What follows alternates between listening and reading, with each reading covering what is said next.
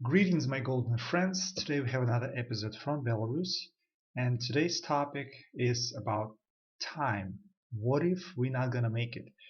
A lot of people asking that question. What if we're not gonna be able to reach the highest during this lifetime? Um, Many people ask this question, and I used to be curious myself, like, what if you don't make it? So today's video is only gonna barely scratch the surface. I'm gonna do my best to answer this question using examples from many ideas that I've heard before, and hopefully it's gonna help you on your spiritual journey. But let's start with this. Right now, where you are located, you are in your small town or your big city. It's just a small part of this giant God's creation. And every time you move from one place to another one, you realize, oh my God, people live in this area totally different. You have to see different cultures, adjust to it, and certain kind of foods that you eat, all sorts of things are different, and people are different. They look different, they dress different. So just within this reality on earth, there are so many different variations. The God doesn't have a problem of creating different worlds.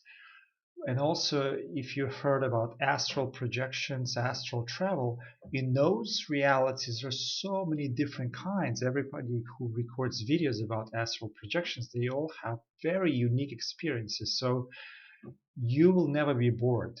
You will always have any kind of imaginary or unimaginary experiences depending of your past deeds, and that's where you are now. This is your fate. Where you are now, that's because of all your past deeds. You are born into this body, male or female, in Russia or Ukraine or United States or any other country. You are where you are because of your past deeds. So about the future, and the highest goal is enlightenment, to reunite with God. It's um, it's a journey, of course, and some of us gonna make it faster, some of us gonna make it slower. Uh, Willingly or unwillingly, we all gonna get there. Unfortunately, some people are trying to avoid the spiritual topics, thinking that it's a hoax, but it's not. God is the most important thing. That's why during the communism in Russia, they were closing down all the churches, and it was illegal to worship God. They didn't want people to be empowered and have the knowledge of God. So, okay, let's start. So, please get a pen and paper. This way, when you write down things about spiritual development, you will be growing much quicker. It's a study. It's not something like, oh, I'm just gonna go to church once a week and sit down and listen to them reading the Bible. No, you have to read the Bible yourself or some kind of scripture, spiritual book, and decode it because it's coded. And hopes that you have a good teacher who can decode it for you, because most people, if they do it themselves, they'll find a lot of roadblocks. So yeah, today's topic: what if I'm not gonna make it? So we're gonna discuss what happens if you don't make it in this lifetime, reaching the highest goal. So let's give the definition of reality, because many people are debating this, like, what is real, what is not real. So reality, it's something that it's constant and unchangeable between the past, present, and the future. You can play with this definition, in a little bit different ways, but basically, one more time, the reality, it's something that it's constant and is not changeable in the past, present, or future. That's real. That's reality. So if you look at yourself, your physical body, it keeps on changing, right? So your physical body is not who you are. It's not real. It was the beginning. And if you go to the cemetery, just give yourself a nice tour and look around. People are physical bodies are decaying, they die. So it's not reality. Your emotions also change. You feel good, you don't feel good, you are happy, you are unhappy. So your emotions are not real. And also your thoughts are changing. Like this year, 2023, you'll be thinking totally different than 10, 20 years ago. Your thoughts are changing. Like, I think so. And sometimes you say, no, I don't think so. I think I'm wrong. Or I think I'm right. So everything's changing. Your body's changing, your emotions are changing, and your intellect, your thoughts are changing. So something is constant behind it. The I, when you say, I am this body, I am feeling good, I think. So the I within you, it's constant, unchangeable, and that's that spark of God, divinity within you. So it's a consciousness within all of us that unites us, that God experiences this its own creation through myriads of forms. Humans, cats, animals, birds, fish, everybody has that I within. And that's why Jesus was saying, I am that I am. And it's very unique phrase, I am that I am. He didn't say, hi, I'm Jesus, nice to meet you. No, he was not even saying his name, or he was male or tall or short. He was not defining. He was just saying, I am that I am. It's a very powerful definition. So again, reality is something that is constant and unchangeable between the past, present, and the future. Okay, so write it down. It's very important definition, the reality. The next one is material and spiritual. Those two definitions are almost opposite to each other. Everything that you see with your eyes, hear with your ears, taste with your tongue, smell with your nose, touch with your skin, it's physical, it's material. And that's why they are capable of manipulating our thoughts and emotions now with mind control, because they are material and you can control material.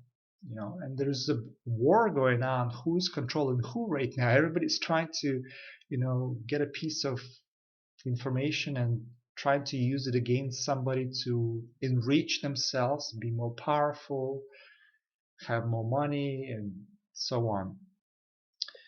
So material, it's temporary.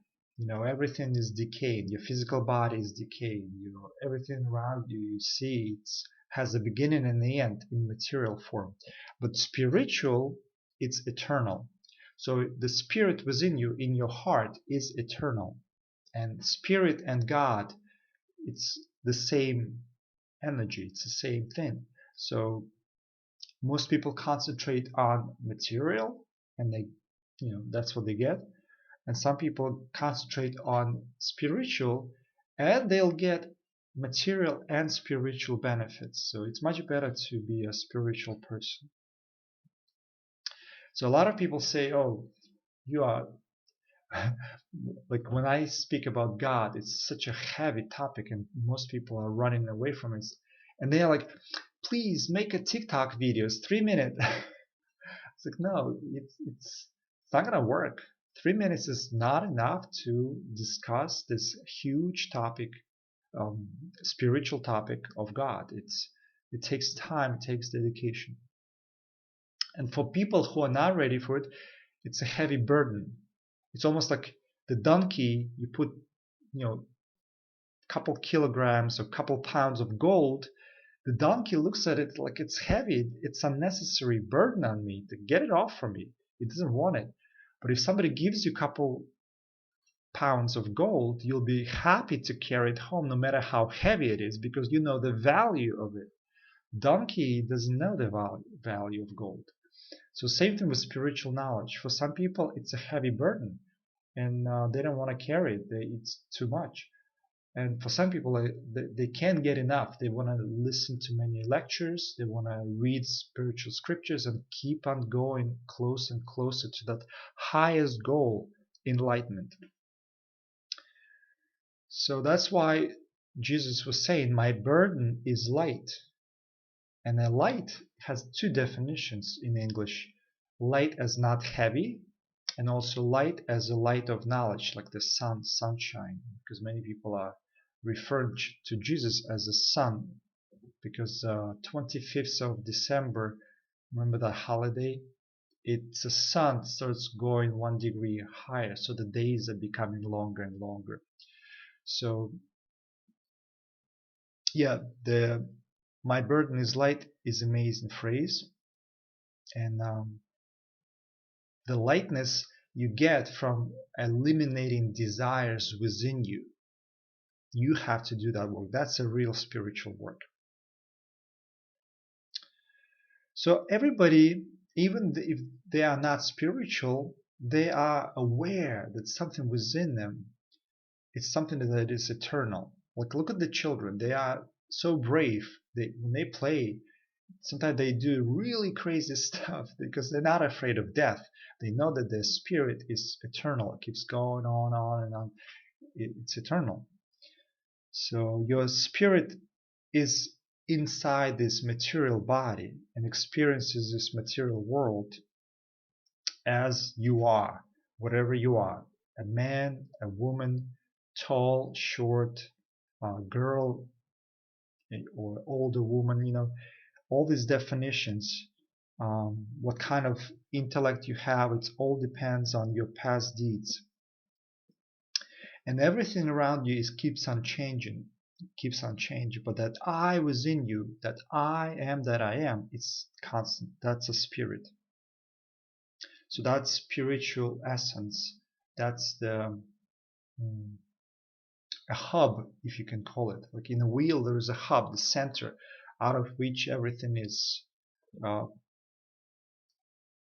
spinning around, let's say. The next point also I would suggest for you to write it down, because for some of you it might blow your mind, but to get that highest spiritual enlightenment, you don't need to have a physical body. Once again, to get to the highest spiritual enlightenment, you do not need a physical body. Right now you do have it, but it doesn't mean you're better off. In fact, it's actually much more difficult to reach spiritual enlightenment having a physical body, possessing a physical body. Because what's eternal, which is spirit, it's not easy to get by temporary tools. Let's call it this way. So your efforts in this physical body usually are temporary. They are temporary and they're not constant. So imagine people who died and passed away, and that's what we're going to touch later. They are much better off because they're just free spirit. And they yet not free because they still have desires. So most of them will reincarnate into physical body again and moon recycle. We're going to touch on that later on. So once again, you don't need a physical body to reconnect with God. Physical body you can use to experience ice cream, put it on your tongue and you feel sweetness and coldness. You can experience the sounds, you can experience scenery, touch, but to connect with God, you don't need physical body. So some of people told me, oh, I feel God. Again, you are in a physical body. You can feel emotions, but you cannot feel God.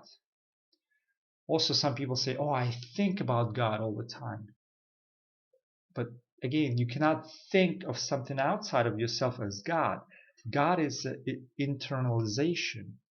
It's going within you, going into your heart center, the core, the hub, the spark of divinity is within your heart.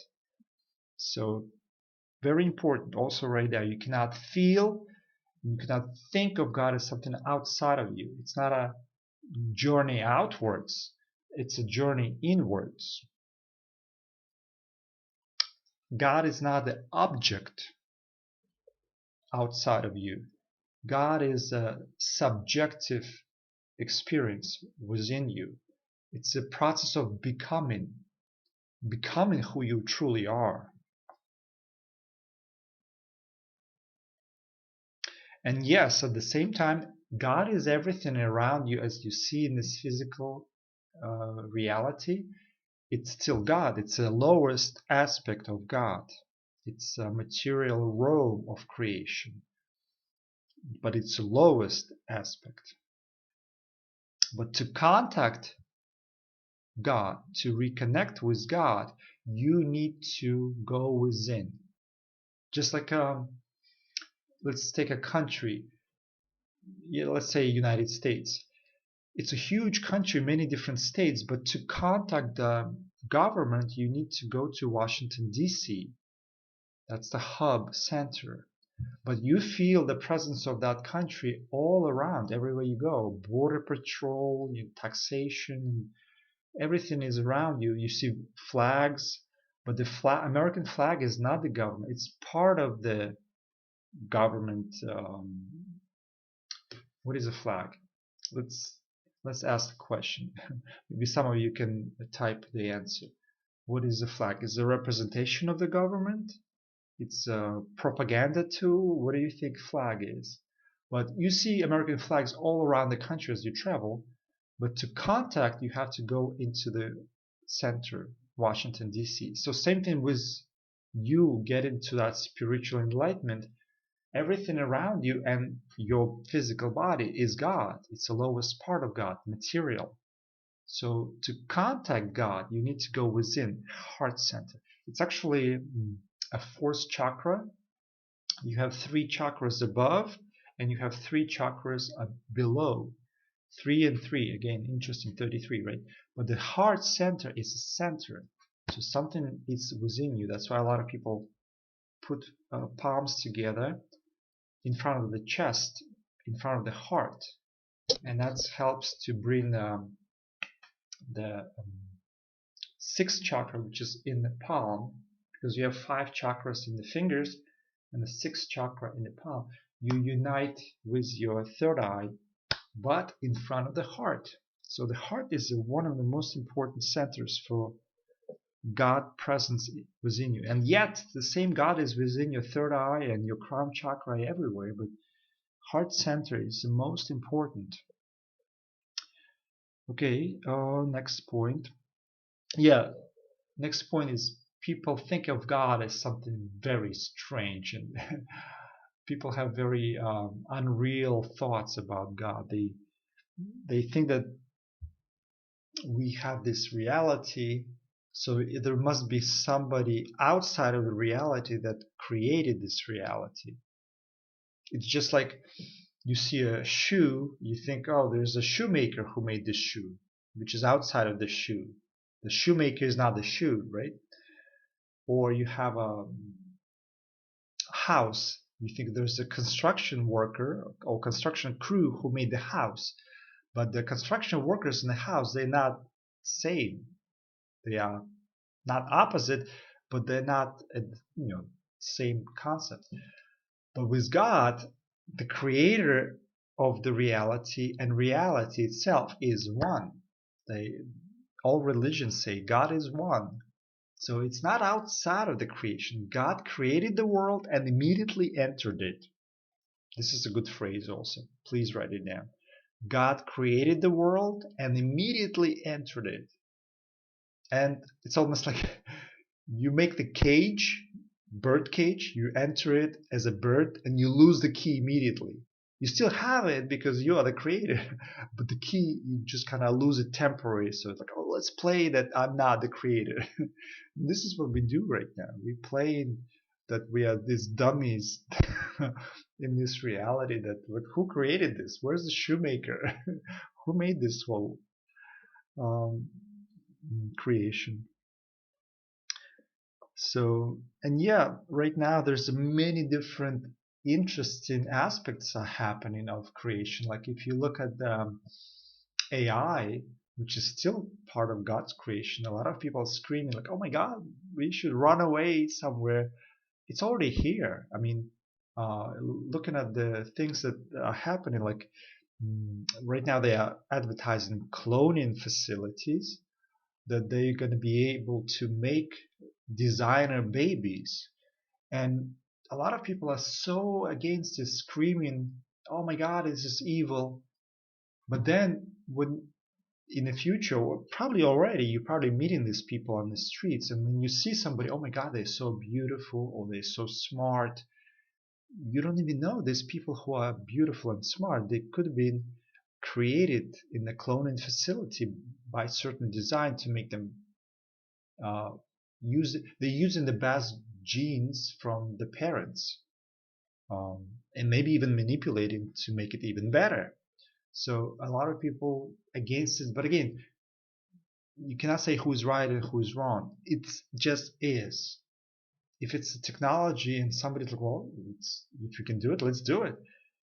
God doesn't have any limitations. It keeps on creating in many different ways, organic or inorganic, and it's all a mixture of both. So, and now, of course, AI is taking over so many different jobs, even the construction. I've heard that Elon Musk, again, he's probably a puppet, but or his company is taking over or developing these houses, which is can be shipped to you. So if it's shipped to you in a small box, you just put it open like a cardboard, and it's like everything. It's a small cubicle, and you can stack them and make them skyrise buildings, or you could put it in the field and make a home just by itself. So just that idea is taking away construction workers. I mean, you could probably put this house together yourself. It's so easy to make with instructions and stuff. And it will get better and better. Maybe it will come to you in a box. You just push the button and it opens up. You know, Technology allows it, and a lot of people go, "Oh my God, it's going to take away all the construction. What are we going to do? What are we all going to do if everything is like magically it's just done for us?" Well, a lot of people wanted to have this life to make it easier for everybody, and yeah, there's pros and cons. We can talk about it also, but it's the creation that we are experiencing on Earth right now, and it is God. So next point, that all religions saying the same thing, that God is everywhere. God is everywhere, within everything, air, space, time, everything is part of God. And a lot of people feel the burden of knowledge of God because it's like a secret, yes. Not many people can get there and self-realize themselves.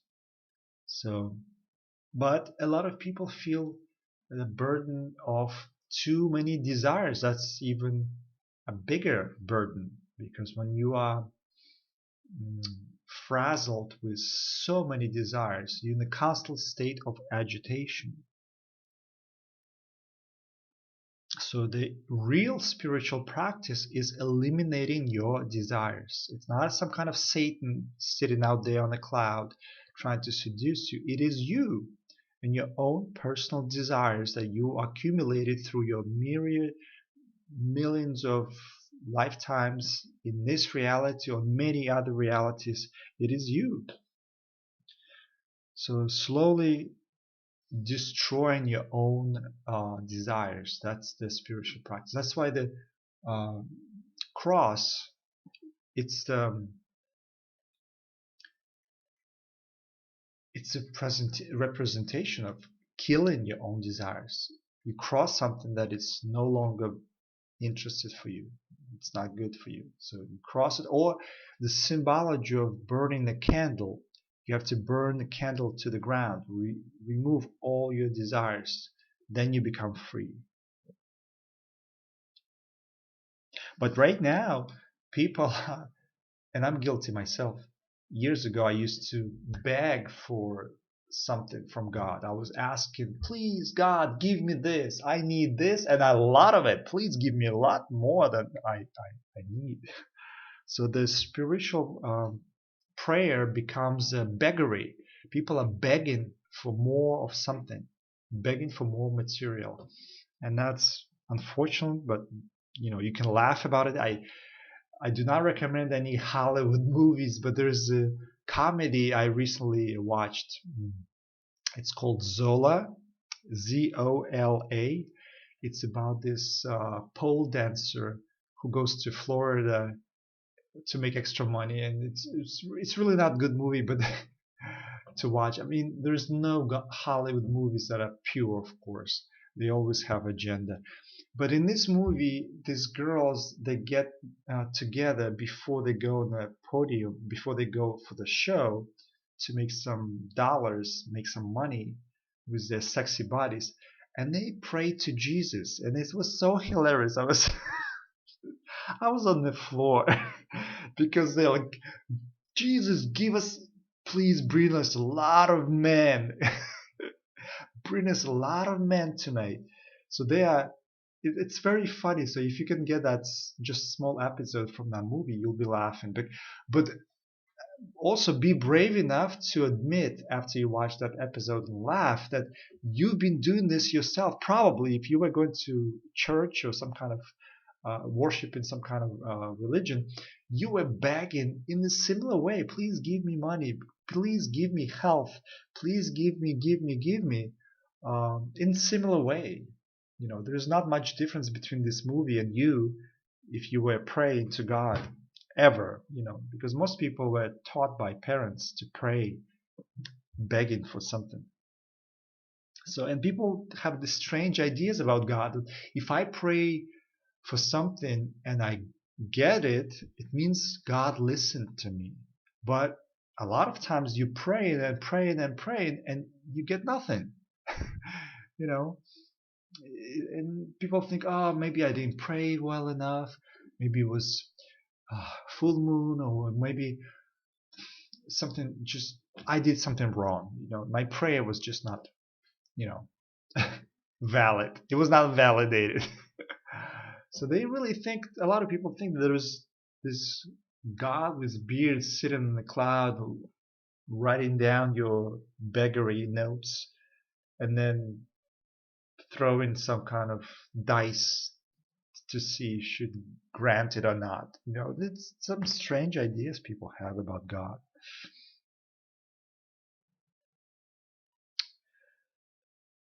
So the God within us, it's that energy, the spark that energizes your physical body to act, your emotions, so you can feel the emotions, and it energizes your thoughts, because as it is, your physical body and material things are dead matter, and spirit makes it life, alive. It makes it real. Um, so the same spirit is inside the criminals, mafia guys. The same spirit inside saints. What you do with that energy, it's all up to you. And usually it's because of your past deeds. If you've been thinking along the lines of how can I sell some, illegal stuff or get some, you'll become a mafiosi. But if you think of some kind of spiritual topics, then you'll become spiritual. So, but don't be judging, because there's a good phrase that Jesus said that uh, do not judge, because like a swaying in the old clock, there's a swaying device. It goes from left to right. Same thing goes with humans. Sometimes we get to the really far left, and then there's nowhere to go but really far right.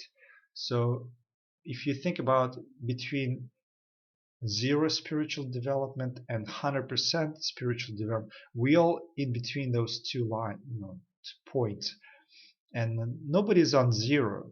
Most people are somewhere in between, but you can sway either way, you know.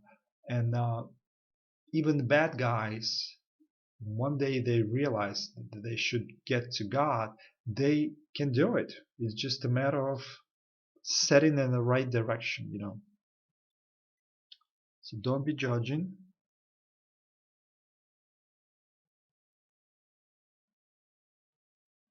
because everybody can get to God. And all of us, consciously or unconsciously, are moving towards God, because after you get all your desires fulfilled, all your money that you wanted, all your power, all the sex, all the alcohol, whatever you wanted, you'll be asking yourself a questions. Okay, so what's next? And a lot of people will pause and think, okay, so I have it, but I'm still not satisfied, because there's nothing that's going to be good in your life until you reach the highest goal. Nothing. The only real love, it's a love of God. That's a real love. Everything else, when you love something material, it's the lowest aspect of love, and it's not actually love, it's suffering. When you love candy or ice cream or sex or money, it's the lowest form of love, and that's not even love. And most people are with this dilemma from childhood. Parents that keep on supporting you, all your desires, whatever you want, they're like, oh, that's good, you should want it. You know, they they all support your desires. Like, you want some ice cream? Here's $5. Go get yourself some nice ice cream. You know, and then you want to get a nice car? Oh, go to the bank, borrow some money, get a nice car. Good job. Now, I'm not saying don't do it, but ask yourself how much and when is it appropriate, and is it really what you need? You know, a lot of people say, oh, just get a little tiny tattoo somewhere in the spot that nobody can see except that special person. You know, ask yourself why. Why do you need that? You know, because they're trying to sell us so many things that really not necessary. So when you start realizing that spiritual practice is not easy, you'll be looking around like, oh my God, I don't have many friends left, because none of my friends want to do the spiritual work, because it's not easy. And that's okay. Even if it's more quiet in your life, that's more time for you to develop. So with your desires, your personal desires, you have three choices. You can fulfill your desire. You can be suffering with unfulfilled desire. And the third one, you can say no to the desire. You can let go of the desire. So the only things that you can do with your desires are three. 1, 2, 3, whatever you choose. So suffering from unfulfilled desires is not good. A lot of people are doing that. They are suffering, but they still desire. So best choice is to let go of desires. So a lot of people asking the question, what if I'm not going to be able to make it? Again, we're coming back to that topic that we started. And actually, this is the beginning of that topic, because before it was just a prelude. So what if you're not going to make it during this lifetime and burn, destroy, delete all your desires? So let's look into different possibilities. And of course, again, I'm just barely scratching the surface of this topic. So we are speculating also because nobody returned from beyond after death and said what's happening there. There's a lot of speculations on the internet, and I'm gonna do it myself now. So the first one is from religion, Russian Orthodox Church, because Christian and Orthodox are a little bit different. So Russian Orthodox Church saying about this term they use mitrstvo, and that's almost like a taxation point after you die, and there are supposedly presiding demons and angels, good and bad, and the judges who will look at your life and see if you can pass this certain point of taxation to the next point. And they have 20 something, or maybe 20. Every, of course, a book that I looked into has a little different. So if you are a jealous person, that's, taxation. If you have a desire to be jealous of somebody else having more, you're not going to pass that point, and you're not going to make it to God. If you killed somebody, if you mm, I had the paper, now I got rid of it, but mm, there's so many different desires that they use in this taxation to stop you from reaching God. You shall not kill, you should not steal. If you have a desire to kill or desire to steal, you're not going to pass the next point. And there's 20 something, pride is another one. They also use cursing is a bad one. um, Even the perfume they have, if you have a desire to smell the nice perfume, it's considered to be a sin. It's so ridiculous, but to get to the nuts and crannies, basically all your desires have to be eliminated to get to God, and that's not easy. It's really not easy.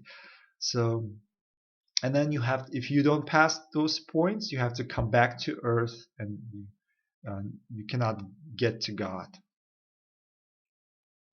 So, and earth, during this lifetime, you can eliminate your desires, and it's the best way while you're still alive. But if you're not gonna make it, in Buddhism, I've heard of course I never was present during the funeral in Buddhism, but supposedly in Buddhism they are sitting down by the dead body and they keep on saying this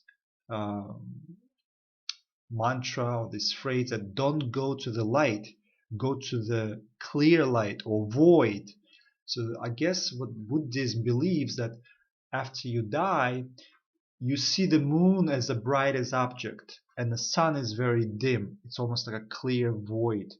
So most people after death, they go to this brightest shining object, moon, and they feel really powerful emotion of love. It attracts them. And then once you go through the moon, you'll be reincarnated back to earth eventually.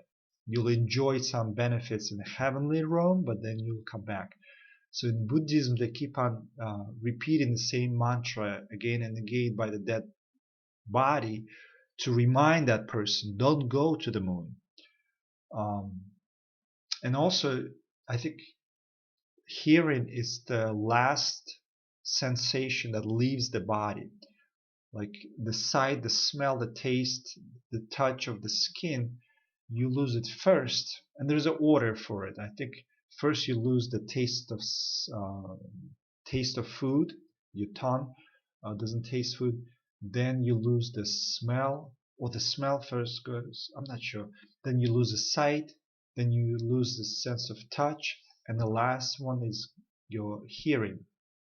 It goes by the chakra system also.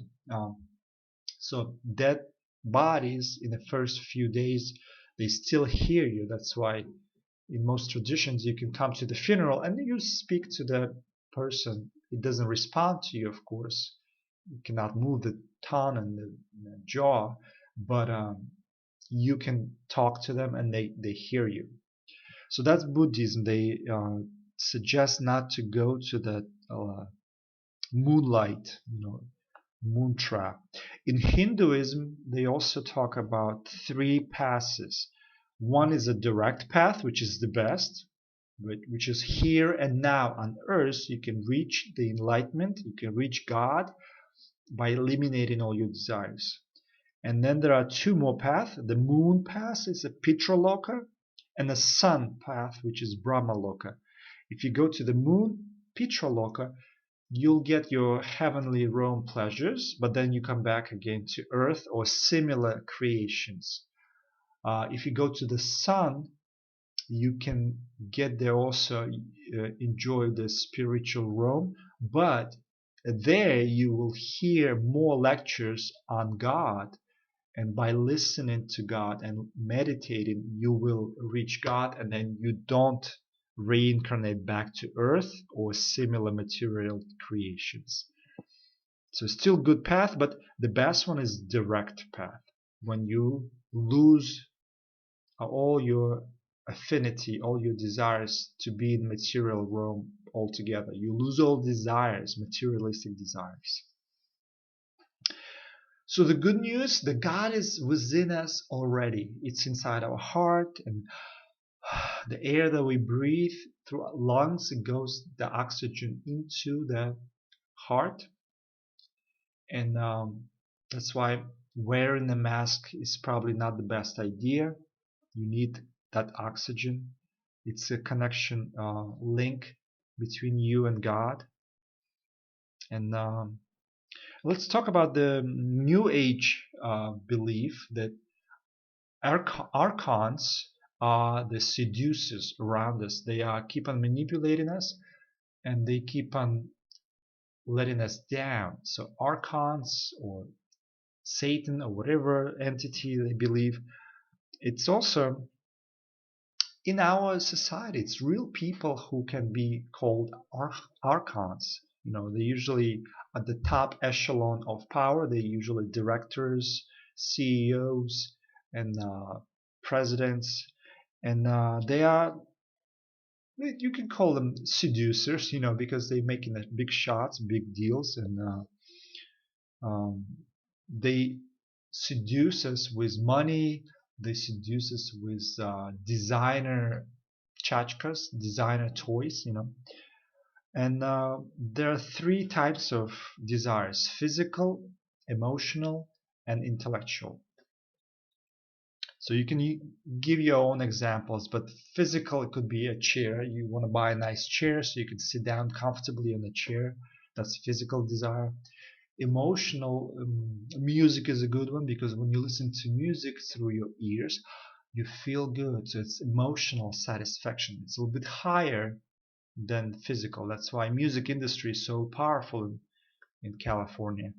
And then the highest one is intellect, your thoughts. You get a book, you get a new knowledge, and now you know. That's the highest. So intellectuals, they can get lost by reading tons and tons of books, knowing so many things that not even true sometimes. So these three seductions are coded in the Bible. That Jesus was seduced by Satan 3 times. He was on the mountains telling him, I can give you the whole world. And Jesus said, no, no thank you. I won't have anything from thy hand. I don't want to have anything from your hand at all. So Jesus will say no, no, no 3 times. So physical, emotional, intellectual, no. In Russia, there are fairy tales with dragon with 3 heads, and these Russian strong guys will be cutting the heads, and they keep on popping again, growing, regrowing, and regrowing. And that's the same thing with you. It's coded in the fairy tale. It's coded that you stop certain desires in physical or emotional or intellectual realm. You think, okay, that's it. I'm done with it. No more. And then immediately, boom, the next one pop up, and you're like, how come? So you have to keep on cutting. You have to just keep on cutting until zero, until no desires. And that's when you're finally able to meditate. When you have very few desires left, you can meditate. And during the meditation, you burn the remaining desires and you become enlightened. And that's not easy. A lot of people who talk about meditation online, they don't know what they're talking about. It's the highest of the high. I cannot say that I can personally meditate yet myself, but I'm getting close to it, at least. So here's example of our cons, because a lot of people think it's somebody with lizard heads or some kind of. They are physical in physical bodies who are, let's say, head of casino, CEO of certain casino, and you were seduced one time by your friend. Let's go to the casino. Let's just play. Not much. Just lose a little bit. Maybe win a little bit. So you go there. They get your card. They get your name. They get your email, your phone number, your social security card, whatever. And now they start to bombard you with advertisement. This is how they act. You know, come and spend a free night at the hotel. You'll have a percentage discount for the show, or you'll get a free limousine, or you'll get a $10, or you get something. And sometimes you walk in, and there's certain casinos they don't even ask you for your name and phone number. They just you know they don't have this sophisticated system. They just watch you, and if you're a newcomer, they'll point to that machine where you sit in. They'll give you some winning time, so you win a little bit, you get excited, then you start playing more, and then you lose more. They do that as well. You probably know it. So that's how archons are seducing you. They play with you, and usually they do win, you know. And I know some people who end up so poorly after years and years of seduction, going to casinos. They lose their money, they lose their mind, and sometimes even lose their life. And people say, "Oh, they're not gonna do it to us." Yes, if if they can make extra buck, extra money, they're not gonna be thinking about, "Oh, is it moral? Is it ethical? Should we lie to these people?" Of course, gonna do it. Um, so if you're not gonna able to make it during this lifetime and give up casino playing completely, at least try to reduce it. So if you are going to casino 4 times a month, every weekend, you can do yourself a favor and say, okay, 3 times is enough. Then after a certain time, okay, 2 times. And then after a few months or years, okay, once a month is enough for me. And then when you get to that lower and lower amount of seduction, it will be much easier for you. Every little bit helps. So every little step that you take towards reducing your desires gives you a better stand. Your spiritual growth will. So every little bit helps. Everything that you do in the right direction will be incarnated into your next life, whether we're talking about spiritual realm or heavenly realm, or even if you have to reincarnate back into the physical body on earth, you'll still benefit from all your work you've done in spiritual field. So you have to do it here and now. I mean, you don't have to, you should. It's the best suggestion for yourself. You should do it here and now, here on earth. And that's where you are right now. That's this level of your spiritual development. It's a good place to be, you know. And then if you go into the right direction, you'll be even higher and higher. So no teacher, no guru, no priest can help you to drop your desires.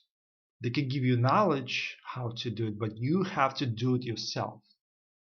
So understand this, because a lot of people elevating these gurus to the high place.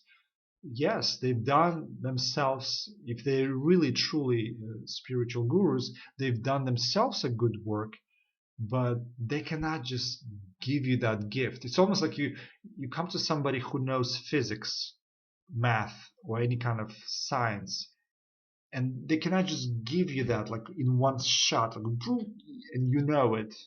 you know it as they know it. No, it's the same thing with spiritual work. You have to accumulate spiritual knowledge yourself. And the more you accumulate spiritual knowledge and less desires you have, that's your stance. That's your, what you deserve right now.